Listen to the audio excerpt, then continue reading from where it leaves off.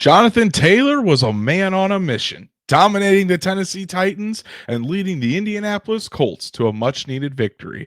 So what went into Taylor's redemption? And where do things stand in the Colts race for the playoffs? Let's talk about it. Welcome to the Horseshoe Huddle Podcast presented by Indianapolis Colts on SI.com. My name is Andrew Moore, and I'm joined here by my co-host of the Horseshoe Huddle Podcast, Drake Wally.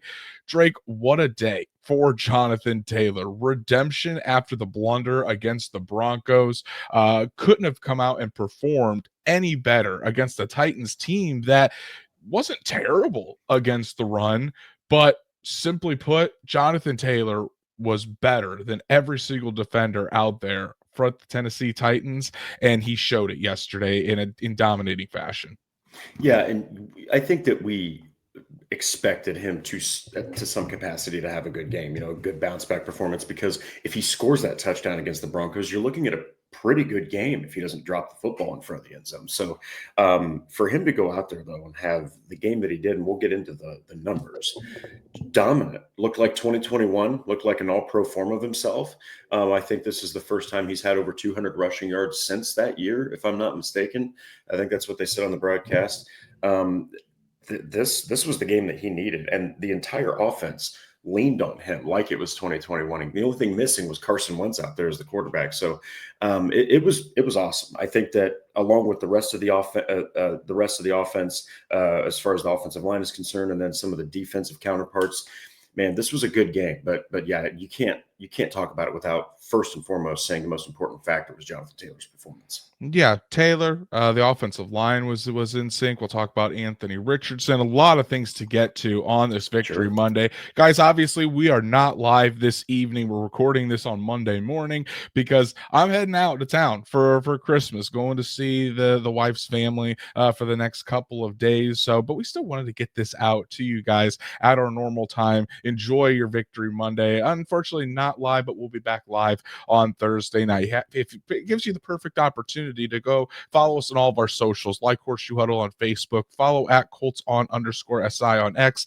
and make sure you subscribe to the Horseshoe Huddle YouTube channel. Click that bell, turn on those notifications so you get these recordings when they go live on the Horseshoe Huddle YouTube channel. Hit the like button on the video as well. And if you're just listening to us wherever you're getting your podcast, please subscribe, give us a 5-star review so we can reach other Colts fans just like you. Drake, Jonathan Taylor dominates the Titans in the Colts 38-30 win.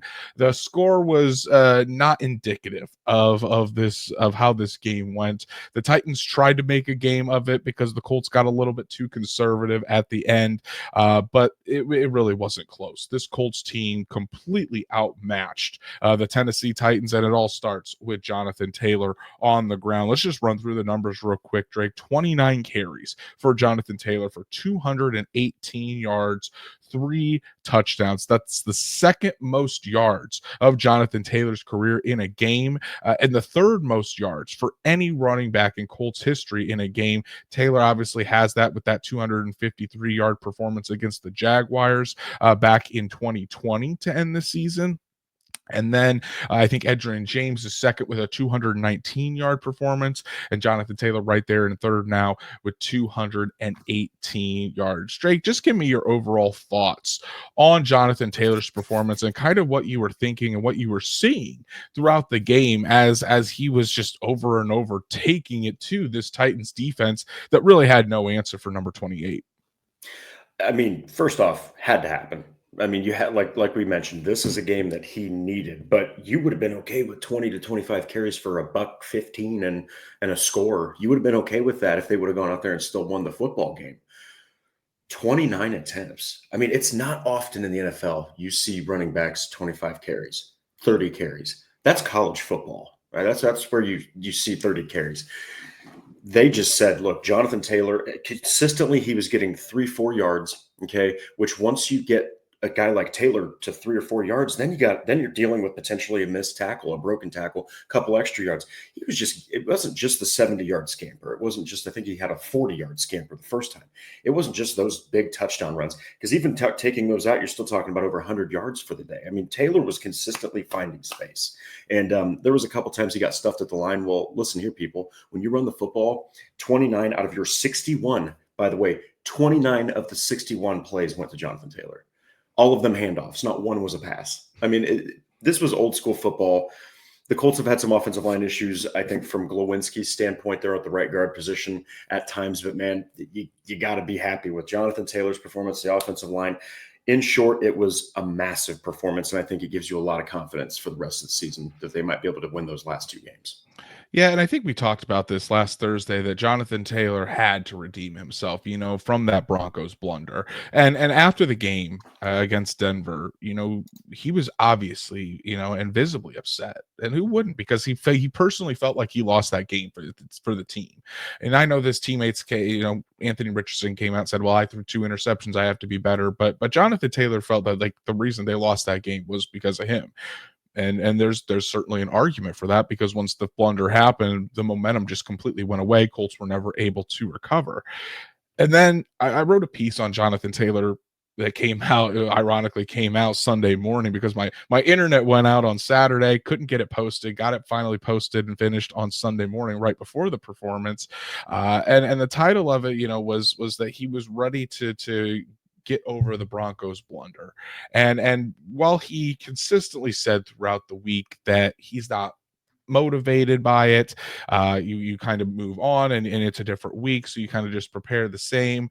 I think we all knew that Jonathan Taylor was going to come out into this game with some extra motivation and really want to redeem himself. I'm going to use that word a lot today because I think it's a perfect description and perfectly just encapsulates what Jonathan Taylor did against the Tennessee Titans. And Drake, let's be honest here.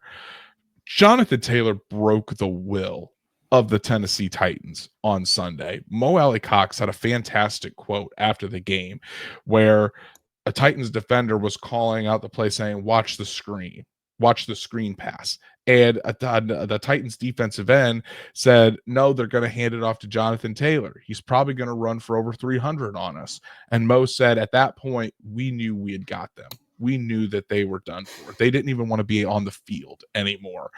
That's what Jonathan Taylor can do when he's at his best. I know that there are times that where Jonathan Taylor may struggle, or he's not the perfect running back, certainly has his issues in pass protection, not the best pass catching back, but running the football as a pure runner of the football, when Jonathan Taylor gets going like this, it's hard to stop him. When he gets downhill and when he finds the hole and he's working in sync with the offensive line, Jonathan Taylor I'd put him up there with any running back in the NFL. Saquon Barkley, Christian McCaffrey, Derrick Henry, whoever. When you get the Jonathan Taylor that you saw on Sunday, it's hard to be better than that at the running back position. So, I mean, hats off to Jonathan Taylor, really, for taking this performance or taking this opportunity to put the team on his back in a must-win game. Let's face it, from here on out, the Colts have to win every single game and get some help. And the way they did it on Sunday was through Jonathan Taylor and the running game. And simply put, I think I've already mentioned it, but the Titans had no answer for him. So they loaded the box finally at the end of the game and just kind of sent everybody on Jonathan Taylor. But at that point, it was the damage had been done. So a vintage Jonathan Taylor performance, something we all knew he still had and is capable of doing. You're just waiting for that opportunity to break out. Yeah, and it's really encouraging to see. I mean, obviously, you don't want to have to turn to the guy 25, 30 carries every single game. That's probably not going to work out for you. But I will say that it's encouraging that, you can turn to Jonathan Taylor and just, when the game is going the way that it was with all the turnovers forced and how the Colts were keeping Tennessee from doing much outside of that big Ridley touchdown, the way that the game was going, it pointed to, look, Richardson already threw a pick, run the football. And that is exactly what the Colts did. And yeah, you can send everybody, but you saw what happened when Taylor gets one lane. All he needs is half a second and a half a second step on you, and you're done. You're not going to get him. No one's going to get him. And then you got to try to tackle him. So, I mean, the fact that that was said by a professional football player, that he's going to probably run for 300 yards on us, and had they not taken him out multiple times, he probably would have. I mean, who knows? But just an absolute monster performance. And I think, again, it really gives you so much confidence what the offense can do when Jonathan Taylor is at his best. Now you just got to put the rest of the pieces together, and you're probably going to have way more efficiency. Exactly. Now, since they're not live, we don't have the stats, Matt, stats of the day, but I've got some stats for you. I'm going to do my best to live The up. Andrew Moore stats of the day. I'm going to do my best to live up to the legend that is Stats Matt. So I've got some here, courtesy of the Indianapolis Colts communications team. But Jonathan Taylor reached 100 yards rushing in the first half for the second time this season, and is the only NFL player to do so, which is pretty remarkable considering the seasons that Barkley and Henry are having over there out east. Taylor also totaled 3 rushing touchdowns in the same game for the second time in his career, and the first time since that Buffalo game in 2021 when he had 4.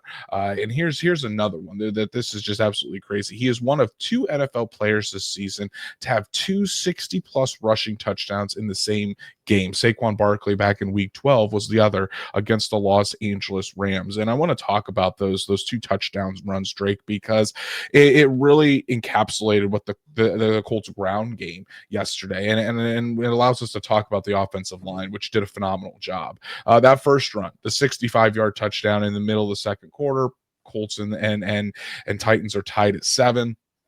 And Jonathan Taylor takes it over to the left side. Fantastic block by Drew Ogletree, Ryan Kelly, and Quentin Nelson to just open up the hole. And Jonathan Taylor, I think, has been running. He's been kind of working on that balance between being patient and knowing when to hit the gas straight through the hole. He did it that time. There was no second guessing. There was no stutter.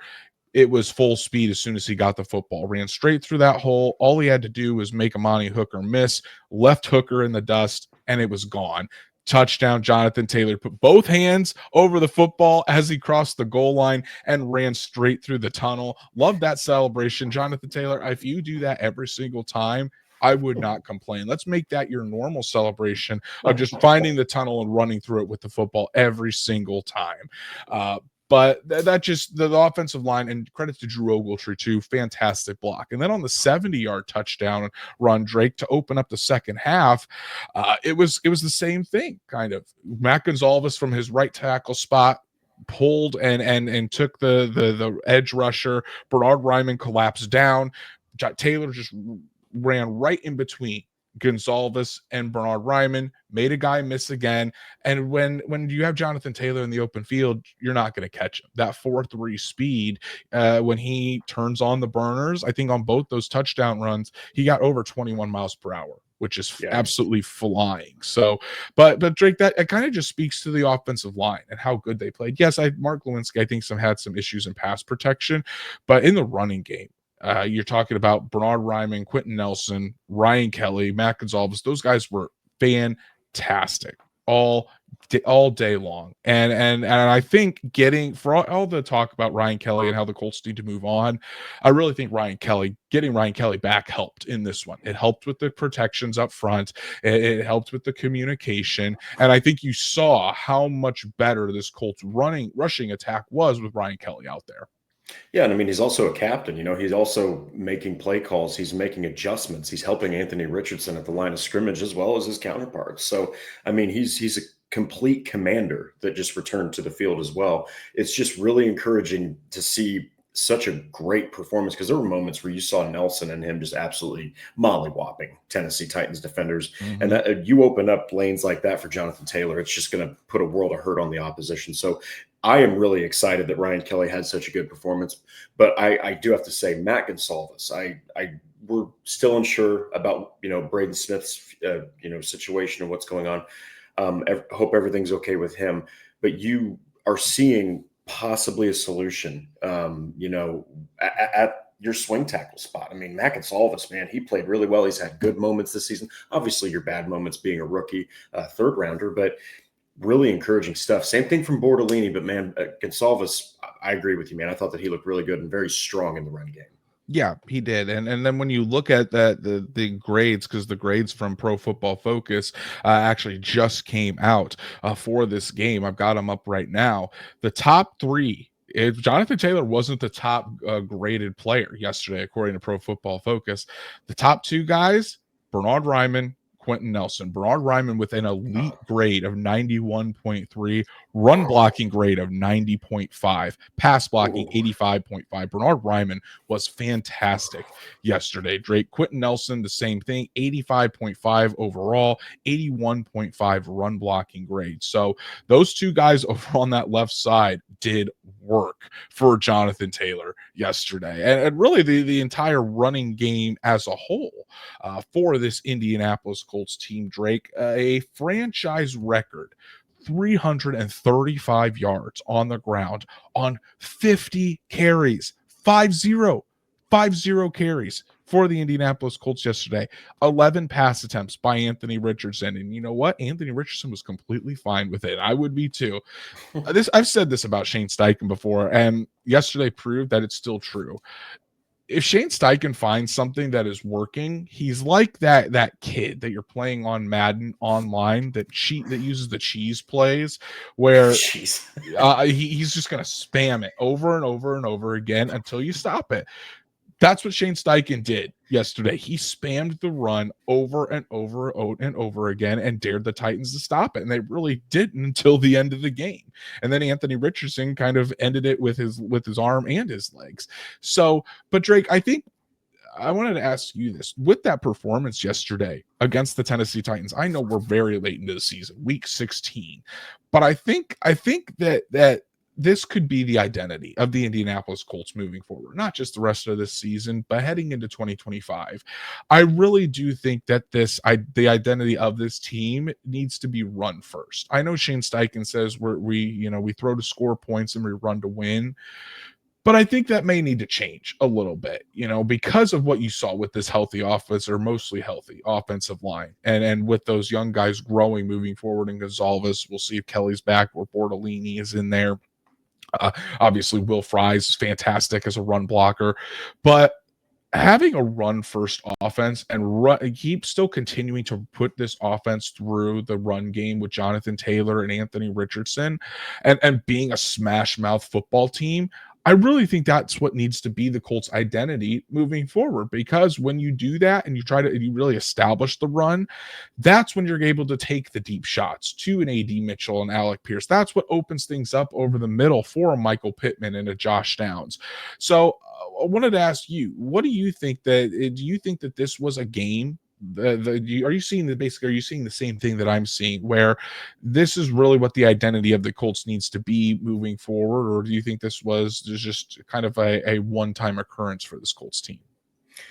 Well, we'll get into Richardson's numbers. I think that helps my answer, his accuracy in this game. Yes, in short, I think you need to operate behind a potent ground attack like this. They even gave Trey Sermon, 8 carries. Then you've got Tyler Goodson with 4 carries. So there's 12 carries that aren't even Jonathan Taylor's.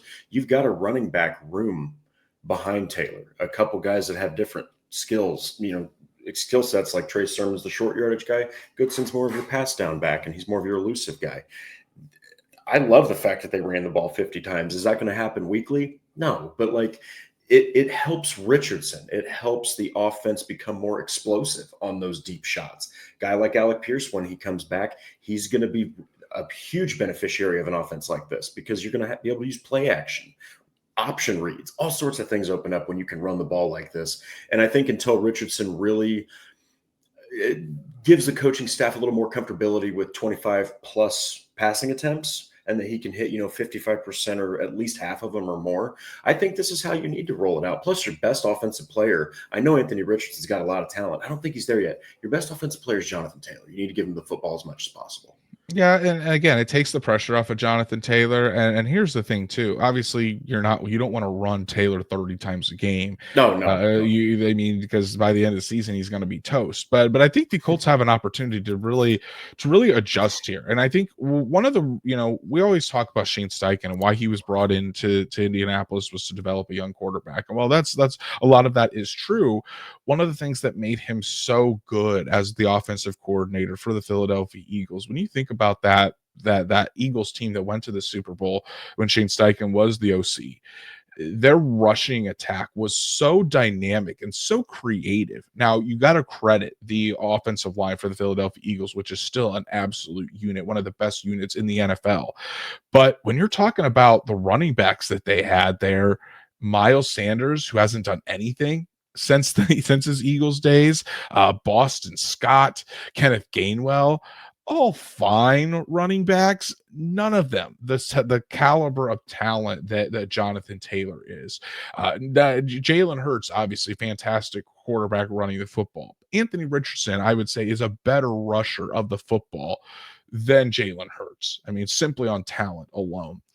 When you have the talent that Jonathan Taylor is, the talent that Anthony Richardson is, and then I think in this offseason, if you can add another dynamic back, sure, Trey Sermon and Tyler Goodson are okay backups. They don't really make the difference. Both those guys were in for a little bit and they had okay games, but each of them only had 20 yards apiece. You need to have another solid back behind Jonathan Taylor to take the pressure off. Imagine if Zach Moss was with this team and what it could do. The three-headed monster that we kind of saw potential to have last year with Richardson, Taylor, and Moss. Now, obviously, Taylor's going to get the bulk of the carries, but I think with the a very running back rich draft coming up, I think that should be a priority for the Colts, is getting a number two to Jonathan Taylor that you can kind of have that yin and yang, and really dominate. A guy that can be a pass catching back, a guy that can be a change of pace back to complement Jonathan Taylor. And he doesn't have to go out there and you don't have to split the carries 50-50, but even to have Jonathan Taylor out there for, you can split up 75-20 or 70-30, and just you kind of have that extra piece to this offense. I think that would help get the Colts identity back to running the football, back to being dynamic, back to having the type of rushing attack that Shane Steichen had with the Philadelphia Eagles. And I think that would just propel this offense into a higher stratosphere than they are currently, especially as Anthony Richardson continues to develop with his passing mechanics, with the passing game. That's going to come along. It's just going to take time. But until then, you need to have this strong rushing attack. And I think the Colts could be on their way to doing that if they add some things here, but both schematically and personnel wise in the offseason. Yeah, and I love how you brought up Zach Moss because you saw the value of having a solid running back too last year. I mean, at one point he was a top 5 running back in the NFL. Okay, so I love the idea of maybe a day 2 pick. Bring him in as, kind of like I loved Isaac Guerrero. That was a guy that I thought the Colts should have tried to get. That would have been a hell of a complimentary piece, or, a Braylon Allen style thing that they got going on with him and Breece Hall in New York. That would be great if the Colts could give that to Jonathan Taylor. And like you said, you're not asking them to split their carries 50-50, okay? You're just asking for a guy that can maybe take a little bit of the weight off of Taylor. Sermon and Goodson can absolutely do that, but you're looking for more of that guy that has maybe both of their skill sets in one back, but maybe not as good as Jonathan Taylor. But who knows? Maybe you could develop a guy behind Taylor. So yeah, and so I do think that there's an opportunity for this Colts team to really yes. move forward in that regard. And then you just look at the rest of the numbers, Drake. From obviously Jonathan Taylor had 218, but Anthony Richardson 70 yards on the ground and a touchdown, had a really good game himself. And Anthony Richardson when you look at the numbers, he actually set some records yesterday with a new single game career high in rushing yards. He actually passed Mike Pagel for the most single season rushing yards for the Colts, and Andrew Luck for the most single season rushing touchdowns by a Colts quarterback. So he now has over 400. He now has over, I think it's 449 yards rushing, 6 rushing touchdowns this season. And Richardson actually has a rushing touchdown each of his last 3 games, which is the second longest active streak by a quarterback this season. Josh Allen has that current streak, or that longest streak, of 5 this year. So Anthony Richardson dominating on the ground. And then, like I mentioned earlier, 8 carries for Trey Sermon for 25 yards, only getting 3 yards per carry. Tyler Goodson certainly made the most of his opportunities, 4 carries for 22 yards. So again, if you can get a dynamic running back behind Jonathan Taylor, that is a change of base back, is someone that can help out in pass protection, is a pass catching back. Kind of think of the Nyheim Hines model, something, a running back like that pairs very well with the type of runner that Jonathan Taylor is. And like I said, this draft coming up in April, very rich running back draft. You can get good value for running backs, on early day 3. I think that's a sweet spot that the Indianapolis Colts should be looking at, that they can add an impact player there. And I think it should be high on the Colts offseason priority list. Yeah, and the more weapons you can add to your backfield, the better, especially when you have a play caller like Steichen. You saw it happen in Philadelphia, like you mentioned, with Miles Sanders and Boston Scott and Kenneth Gainwell. Not to take anything away from Miles Sanders' 2022 season, but man, you noticed it was the offensive line and the play calling, that really helped him, and just the talent. So if you can give Shane Steichen a good guy to put behind Jonathan Taylor and throw into the mix there, you can have a nice little collection of running backs there that are going to help him not have to carry the entire offensive load. 29 carries is great. Over 200 rushing yards is great. That's just not sustainable game in, game out. So that would be really nice to have a complementary piece. And obviously, it's going to help once Anthony Richardson continues to grow and get better. Let's talk about Richardson's game yesterday, because Drake, really not much in the passing game, because the Colts ran the ball 50 times, literally 50 times. But overall, Drake, I thought Anthony Richardson was solid. He had some ups, had some downs, but overall, I thought he finished the game very, very well. 7 for 11, which is a 63% completion percentage, everyone. Remember that. For the 131 yards, the touchdown to Josh Downs, had the interception, and then, like I said earlier, added 70 yards on the ground with a rushing touchdown. So overall, 200 yards of offense from Anthony Richardson when all the attention was on Jonathan Taylor. Anthony Richardson still had a fairly solid game. So Drake, kind of what did you think about Richardson's performance yesterday, and what was your overall take on the quarterback's game? I liked it. I thought that in his limited need to throw the football, to be a field general, I thought that he really embraced the role well, in this game. A lot of it was Jonathan Taylor, obviously, but I mean, 7 for 11 is good. 3 catches to for Josh Downs, a great catch from A.D. Mitchell, 2 for Pittman, 1 for Mo Alley Cox. Of course, Josh Downs would have secured all 4 of his targets if he would have caught that absolute loaf of bread. I mean, Richardson was about to run and did a very smart thing and just saw Downs open, throws a very short pass, drops it, of course. But I liked what we saw here. The only issue is you've got now 5 interceptions in your last 3 games. You have at least 1 interception in your last 3 games. You had 2 against the Patriots. You won 2 against the Broncos, and then you had 1 here. You just got to figure out a way to limit the turnovers. I think now he's at 13, I believe, 13 interceptions or so. Maybe he's at 12. I don't have the numbers in front of me, but that's the concern that I have. But outside of that, you had a game where he was mostly clean. He operated efficiently. He did his job. He didn't try to do too much, but he was also a force in the ground attack, man. I mean, the guy had 70 yards. He had a long of 29. He still found a way to score 2 more touchdowns. He's a weapon. Man, Anthony Richardson's a weapon, and I'm happy to see, even though he threw only 11 passes and still threw a pick, it's over 60% completion, and that's a good sign, because he's been under 50. So Yeah, it is, and he definitely started out rocky. I think he started 3 of 6 with and then the interception. The interception, I mean, actually was the right decision. You know, they were in cover 2, which when you're in cover 2, you're supposed to hit the seam route. And I think Anthony Richardson just got there a little bit late. You know, he got to Drew Ogletree a little bit late, and Amani Hooker was able to recover and get the interception.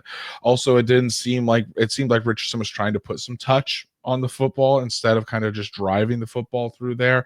I got a teaching moment, and he broke it down after the game, and I thought he did a good job of breaking it down. He took ownership of it. So, you know, I gotta get to him quicker. I gotta deliver a better ball. I gotta hold the safety a little bit better with my eyes, and all of those things are true. But after that, it seemed like he settled in. You know, he finished the game 4-5. The touchdown to Josh Downs was certainly, you know, an act. We talk about Anthony Richardson not being able to hit the layups or hit the short throws. Well, on both of those screen passes, or those passes in the flat to Josh Downs, I should say, perfect balls that were out in front of Josh Downs that allowed him to just catch the football and run up the sideline. And then, you know, when the Colts had to have a conversion, third down, had to convert the third down to keep the football and not give it back to the Titans with plenty of time to score. Anthony Richardson got the ball and delivered it on a rope to Michael Pittman. It was a perfect throw, and really that's one of the throws that Richardson struggled with this year. Drake is those quick outs where it seems like he gets a little excited, tries to maybe speed things up a little bit, and he either sails the football or it's off target. That one was perfect to Michael Pittman, and it was a crucial first down for this team. And Drake, I think, you know, obviously you want to see these Richardson continue to improve in these final 3 games, and you want to see him especially cut down on the turnovers. You're absolutely right. He's been turning the football over way too much over these last 3 games. But I think when we're talking about his mechanics and his footwork and the consistency of that, I think we're not going to see a huge jump over these past 2 games, and I don't think it should be expected either, because I really do think for Anthony Richardson to show major strides in that's going to take a full off season of work. It's going to take a full off season of breaking it down, really focusing in on the mechanics, because I don't think fans really realize that it's very hard to work on your mechanics, and it's hard to work on improving that stuff in season. We've seen a little bit of improvement after the benching, but Anthony Richardson was benched. He wasn't, you know, that's what he was focusing on during that time, still preparing for the opponent, but he had some extra time to really focus in on that. When you're a QB1, all of your time throughout the week is really spent preparing for your next opponent. So, like, today is Monday. Anthony Richardson is going through the film with Shane Steichen today on that game yesterday against the Titans, analyzing every single play, every single throw, what he could do better, and really just encapsulating what a young quarterback's learning experience is. But after today, that game's done with. You know, and Anthony Richardson is moving on to the New York Giants. He's focusing in on the defense of the New York Giants, what the game plan is going to be, and mastering that. He really doesn't have time to focus on his mechanics. That's what the offseason is for. And I think what is going to happen is, Anthony Richardson is probably going to take a couple week break, as he probably should, rest, get the body right, and then he's going to get back to it. He's going to go down to Florida with his quarterback coach, Will Hewlett, and really start, focus on his mechanics from the ground up. And I think that's where if you're expecting to see a huge, jump in mechanics and jump in accuracy, it's not going to be until training camp of 2025. That's when the real test is going to be to see where Richardson is at after he gets a full healthy off season, where he's not focusing on rehabbing a shoulder. He's focused on his mechanics and getting better throwing the football. So I think if you're considering all of that and having realistic expectations, what I'm really looking for is just making sure the game's slowing down for him. And I think we're starting to see that each and every game that the game is slowing down for him, which is encouraging to see. Yeah, and there's fewer gaffes. There's fewer he's getting cleaner with his quarterbacking, all right, with Mhm. his field generalship, if that's what you want to call it. I Fantastic think, word you just made up there. yeah, I just made it up, field generalship. So, you talk about his rookie season, 4 games, derailed by an AC joint sprain. Then you're talking about, this season, rocky as hell, gets benched, returns, has good performances, bad performances. Year 3 is going to be a big one for Anthony Richardson. That's my point. I mean, that training camp is going to be a big one. But these last 2 games, like you said, you just hope things continue to slow down. He's making smarter decisions. He's staying more poised. He's being patient, using his head, and he's using his God-given talent in unison with the IQ. And you're seeing it kind of slowly unfold. But I just really want to see him somehow just finish these last 2 games, if you can, with no turnovers. That would be awesome. If you can not throw a pick, not lose a fumble. He's fumbled a lot and he's thrown a lot of interceptions. If you can finish these last 2 games with no blemishes in that regard, and you can win them both, I think that's pretty encouraging. Yeah, I do as well. And again, you're not going to see a huge change overnight, and I don't think No. Colts fans should expect that. You want to see Anthony Richardson come out of the season, finish on a high note, finish with some solid performances, and I think we saw Mhm. that yesterday. It wasn't perfect by any means, but it was a solid game out of Anthony Richardson, and he did what he needed to do to help the Colts get this victory. And then also, I think part of what he's being asked to do as well is with that quarterback run game. We saw the explosiveness, that 29-yard run. One of the best plays I saw from Richardson all day was on the Colts final drive where he faked the handoff to Jonathan Taylor, pulled it back at the last second, faked out the Titans defender. He still went after Jonathan Taylor, and Anthony Richardson pulled it, was able to get the first down with his legs. Just a little things like that, the ball handling of a quarterback, that I've seen him improve in that regard as well. And that's certainly hasn't always been the case, Drake, because we've seen multiple fumbles from Anthony Richardson this year, whether it's on a fake handoff, on an actual handoff, just catching the snap. All of that goes into it as well. Richardson is trying to improve his entire game, not just what everyone thinks about and throwing the football, getting a better completion percentage, being more accurate. It's his entire game that needs improvement and needs work. The little nuances of the game, attention to details that we always talk about. How many times has Anthony Richardson, since he's become the starter again, has mentioned attention to details. All of that is going into it. So again, solid performance out of Anthony Richardson. Can't really complain. Yes, the interception could have been better. It was a mistake. He seemed to have learned from it right away, but how he finished the game to me was more important. He finished the game strong, accurate, made really good decisions with the football. That's what you want to see out of your young quarterback.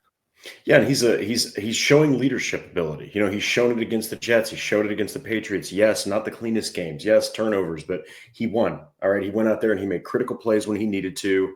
You got the win. You're going to continue to learn from winning, and there's no better way to learn for a developmental quarterback than while you're winning. So, I mean, his confidence is slowly building, and I think it's good to see. So, Exactly. And then Drake, we got to talk about the defense for the Indianapolis Colts yesterday, because I mean the defense probably struggled a little bit more, especially in the fourth quarter. But through the first 3 quarters, I mean the Titans only scored, I think. Well, I think they ended up scoring 15 points in the third quarter, but the Colts were up 24-7 at half. And this Colts defense really got after Mason Rudolph yesterday. One of our keys in Thursday's episode was containing Tony Pollard and not allowing Tony Pollard to get going, not allowing him to break tackles and get yards after contact.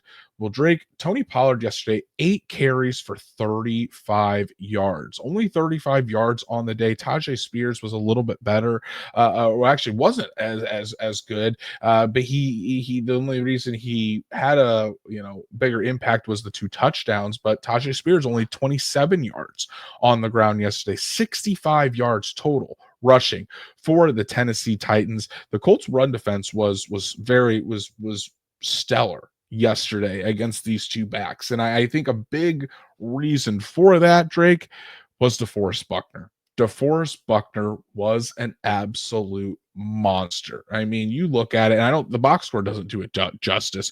5 tackles, tackle for loss, a pass deflection, got a hit on the quarterback. It seemed like every big play in the first half, at least yesterday, Drake, from this Colts defense, DeForest Buckner had a hand in it. Yeah, and he was just disruptive, and when you have a guy that is at an all-pro level, a Pro Bowl level like DeForest Buckner, being disruptive, he might not be out there getting all the sacks, forcing a bunch of fumbles and stuff, but he was just absolutely making life very difficult on that ground attack. And that's why you saw 34. I mean, obviously they played from behind, but they couldn't get anything generated early in the ground attack either. And Tony Pollard had a good game against the Colts earlier this season. And Tony Pollard is an incredibly underrated running back too. I mean, me and Andrew talked about how he gets a lot of his yards after contact. So very impressive. It just further proves that, DeForest Buckner is just one of the mainstays. And even though he is 30 plus, he doesn't really show any signs of stopping. No, he doesn't. And for the second game in a row, the Colts had 3 interceptions. They had 3 of Bo Nix, 3 more of Mason Rudolph, Kenny Moore the second with 2, Samuel Womack with 1. Now, Samuel Womack did get burned on that touchdown to Calvin Ridley in the first half. Yeah. Kind of the second week in a row that Womack has gotten burned on a touchdown. Certainly some things to clean up there, and why we shouldn't just consider Womack as the starter. But in back-to-back weeks, Womack's also had an interception. Drake had that interception from Bo Nix, and then it got the pass tipped up in the air, and he was able to convert. Almost had interceptions with back-to-back plays, actually, if he was able to get his feet down on that first one. But the Colts, again, able to force turnovers, and Kenny Moore was all over the place again yesterday, whether it was the run game, the pass game. Kenny Moore, it just continues to show what the type of player he is. And I think, Drake, what stands out to me, or just another factor, another point to talk about with this whole performance, is the players. Do you think about the guys that performed very, very well yesterday, and you think of their status with the team? And this is something that I think moving forward, we also need to consider, that the Colts' highest paid players, they need to play like the highest paid players. DeForest Buckner was great yesterday. Zaire Franklin had some good plays, had some more missed tackles than normal, but I thought he played okay yesterday. But DeForest Buckner, Kenny Moore II was fantastic. Quentin Nelson was fantastic. Obviously, Jonathan Taylor, Anthony Richardson was solid. Michael Pittman did what he could. Obviously, the passing game wasn't too involved, but Michael Pittman, bad back and all, is getting in there and throwing fantastic blocks, making clutch plays when on third down, when the ball's coming to him. If again, I really, really hate to see all the Michael Pittman slander over on the internet, because nobody knows truly how bad that back is hindering him, and for how the Colts are talking about it, a normal player wouldn't be playing through this. So we have to consider that when talking about the down year for Michael Pittman, that back is severely hindering him out there. But Drake, the point remains. I think for this Colts team to be successful in the future, we need to the top players need to play at their potential, and I think we saw that yesterday, because before the Colts on defense got too conservative and allowed the Titans back into the game, the Colts were dominating. Yes, the Titans are a bad team, but at the same time, the top players for this Colts team were playing like the top players, and they were all out there making plays. Yeah, and that's exactly what you have to. This is what you wanted to see. I know the score doesn't indicate it, but you wanted to see this kind of performance from the Colts against a team like the Titans. The Titans are falling apart. All right, they don't know what their future is at quarterback right now. There's probably going to be a lot of things that are going to be changing. They're not really playing for a lot. If anything, they're probably playing for draft position. I'm not saying you're not trying to win, but the Colts beat the brakes off this football team. They did a great job defensively. They took the football away. By the way, 6 interceptions in the last 2 weeks. 6 interceptions in the last 2 weeks. That's fantastic. I mean, that's fantastic football.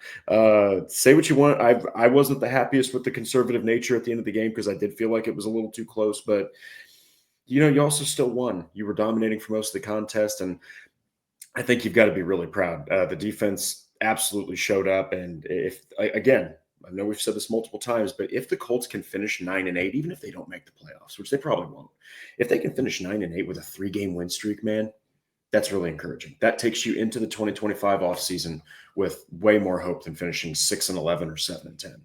The Colts are now 7th in the NFL in takeaways with 24, and It's good. which is good, but they're the only team in the top 10 of takeaways that have a negative turnover differential. They've taken the ball away 24 times, but they've given the ball away 26 times. That kind of comes with the territory of having a young quarterback like Anthony Richardson, who definitely one of his things that he needs to clean up for next year is the turnovers and taking Yes. care of the football. A couple other defenders that I want to shout out: Drake Quiddy Pay with the lone sack of the day on Mason Rudolph, but he was getting a lot of pressure there. And Quiddy Pay leads the team in sacks now with 7. Could potentially get, and he missed some time earlier in the year as well. So we'll have to see, but I think Quiddy Pay is on pace to get another 8-9 sack season, which I think is really good for him. We kind of talked about that at the beginning of the year, that if Quiddy Pay could stay around this sack number, but just up the pressures, you'd be really happy with that. And I think he's done that so far. And then Jalen Carlisle, Drake, led the team yesterday. He comes back off of IR. Jalen Carlisle led the team in tackles with 10, and filling in for EJ Speed. And I thought the coverage in Jalen Carlisle's area much better than what EJ Speed would have done. So Jalen Carlisle, again, can continue to show this. Carlisle could be the starting will next year, especially with EJ Speed. Again, a contract year. I would assume that he's going to be looking for a nice payday. But at the age of 30, EJ Speed could have reached his peak. And if Jalen Carlisle continues to impress and continues to add another coverage element that is being severely missed, while also adding the tackling ability that EJ Speed brings, I mean, to me, it'd be an easy decision. I think I would roll with Jalen Carlisle as the will heading into 2025. I've been very impressed with what I've seen out of the 5th rounder this season, and I think if he hadn't have been injured on IR for a considerable amount of time, I think that decision would be pretty obvious to everybody that Carlisle should be the starting will linebacker moving forward. Yeah, and I'll just go ahead and say it. I absolutely agree with you. And there's EJ Speed, great run defender. Okay, he makes plays. He's a good leader. There's been some questions about tackling this year, but man, Jalen Carlisle, man, he really showed the complete package in that game. I think he had 10 tackles. He had a tackle for loss. He was everywhere. And really, though, you have to mention it. What sticks out is that coverage. I mean, he's a very shifty, versatile cover linebacker that can keep up with a lot there in the middle of the field. So we'll see, man. That's going to be a really difficult decision for the Colts to make. But if you do decide to keep EJ Speed, and it's going to have to be for the right price, I mean, that's really the best course of action, because then you have Speed, Franklin, and Carlisle, and you can implement all sorts of different coverage packages.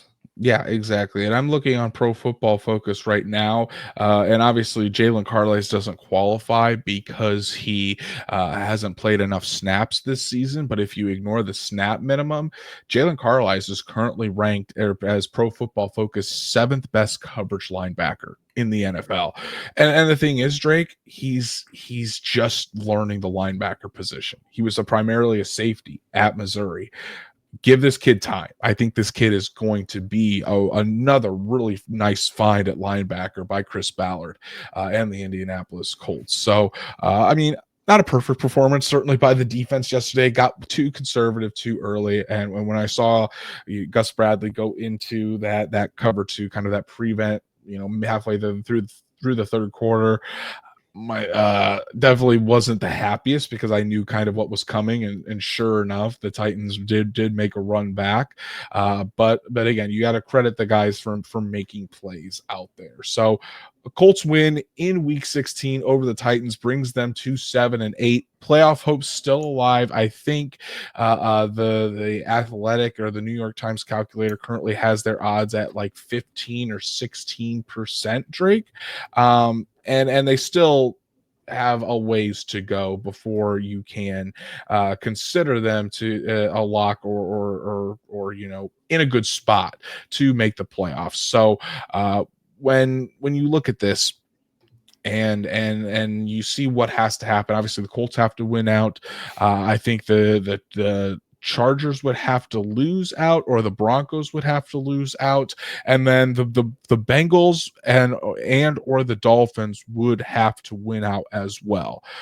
Right now, it looks like the best scenario would be, or the most likely scenario, because the Broncos have to play the Cincinnati Bengals and the Kansas City Chiefs. If they lose to Cincinnati, then they're going up against Kansas City, who's the 1 seed. Now, Kansas City plays the Pittsburgh Steelers on Christmas Day. If the Chiefs beat the Steelers on Christmas Day, Drake, the Chiefs lock up the 1 seed, and they're likely going to rest their starters against the Denver Broncos. So Colts fans, you're going to have to be really big Steelers fans on Christmas Day to beat the Kansas City Chiefs, so they still have something to play for in Week 18. And you have to be really big Cincinnati Bengals fans on Sunday to take care of the Broncos, because otherwise, if, say, the Chiefs win and lock up the 1 seed, but the Bengals win over the Broncos, and then you're likely putting your hopes into the Colts making the playoffs on, ironically, Carson Wentz. Carson Wentz is the backup quarterback for the Kansas City Chiefs, and that's who would likely get the start in Week 18 with Patrick Mahomes resting. So pretty wild scenario there, but Drake, all that the Colts can do is control what they can control. I know it's cliche, but you're going up next against the New York Giants, who currently own the number 1 pick in the NFL draft, and then the Jacksonville Jaguars, who looked awful and lost to the Las Vegas Raiders yesterday. Two teams that are currently like 1-3 in the NFL draft order right now. So got to take care of business, Drake. Got to have another dominant performance like you did against the Tennessee Titans. Don't let up early to give them any false hope of getting back into the game. But while the Colts still are unlikely to make the postseason, they still have a sliver of a chance to have an improbable run and kind of sneak in the back door. Yeah, none of it matters if you don't get any of these wins. I mean, you absolutely have to secure these wins. You can't possibly drop any of these games. If you do, none of those slim chances even exist. So it's good that they took care of business. Keep taking care of business. The competition, crazy enough, actually gets easier. Yeah, it does. So it's going to be interesting to see what happens over the course of these next 2 weeks. Let's move on to the injury report, Drake, and address some of the guys that had to leave the game yesterday against the Tennessee Titans. Jalen Jones had to miss left in the 4th quarter due to a throat injury, and Trey Flowers had to leave with a shoulder injury. So obviously, you need Jalen Jones out there because the depth at corner is already very shaky. We saw when David Long came into the game, it wasn't good. So hopefully it's not serious for Jalen Jones, and he can be back out there against the New York Giants on Sunday. Yeah, that's a huge one, because we saw what happened when you put in David Long. Like you said, right out of the gate, they targeted him, right? They threw the ball right at him. You're just hoping that Jalen Jones can return and that Juju Brents can return sometime before the end of the season. That'd be good to have them both back. That's a fantastic segue, because Juju Brents was a limited participant every single day in practice last week. He's on his way back from IR. We'll have to see if Juju Brents can have a week of full practice. Wouldn't surprise me to see Brents back out there on Sunday against the Giants. And then you would probably have to assume that if they're bringing Brents back, they're wanting to see what Brents can do over these final 2 games. He'd probably be in the starting lineup. So you could see what you have with Jones on one side, Brents on the other, and Moore in the slot heading into next season. So getting Juju Brents back is maybe not huge for the Colts playoff standings or anything, but it's huge to at least try to get some evaluation out of the former 2nd round corner. Yeah, and in his 2nd year, this is such a big season for him. He hasn't played all year. You haven't seen a whole lot of him and Jalen Jones together this season. So if you can even get a little glimpse of it, even in a limited capacity for number 29, that'd be fantastic, because it's been a rough one for Juju. Yeah, Brent has a lot to prove. You know, Oh yeah. his spot as a starter for this team moving forward, not secure at all. Obviously, the big one to watch on offense is Alec Pierce. You know, Alec Pierce missed the game with a concussion. You would expect him to be back. He was already practicing in a red non-contact jersey on Friday, so you would expect him to clear protocol and be back against the New York Giants. And then finally, EJ Speed. EJ Speed missed the game with that knee injury. We'll have to kind of monitor that. So if EJ Speed is able to play, he is going to start and have that position. But I think the Colts can be comfortable to not have to push EJ Speed because Jalen Carlisle's first game back from an injury played so well.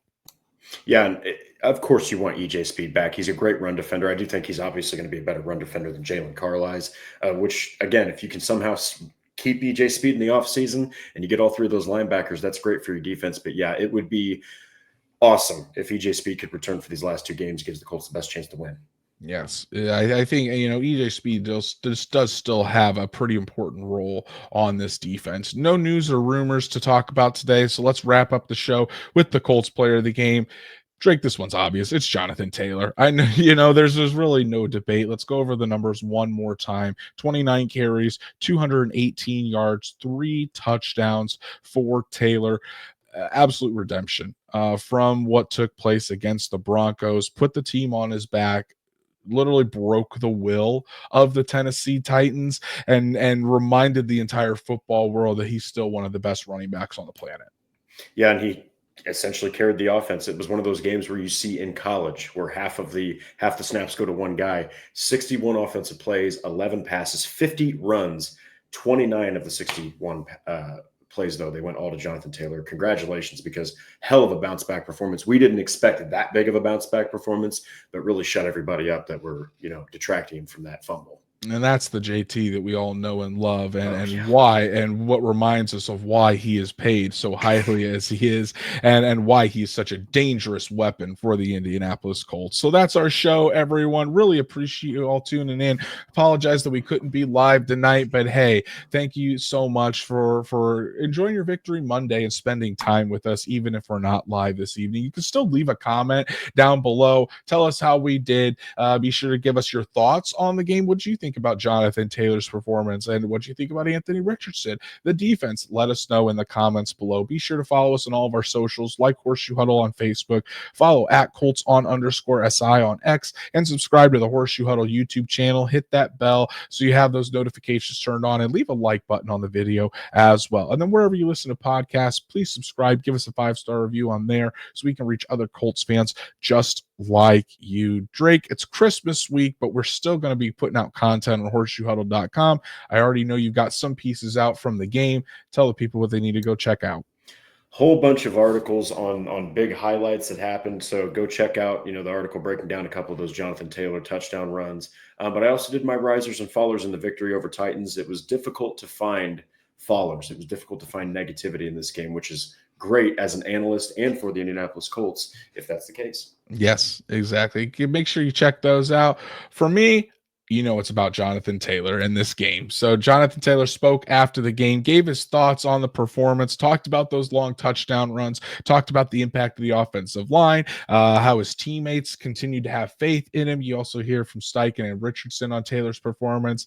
Really fun piece to write last night after the game. So make sure you check that out, as well as everything else on horseshoehuddle.com. Go follow Drake at DWalsterDrake. You can follow me at Andrew Moore NFL.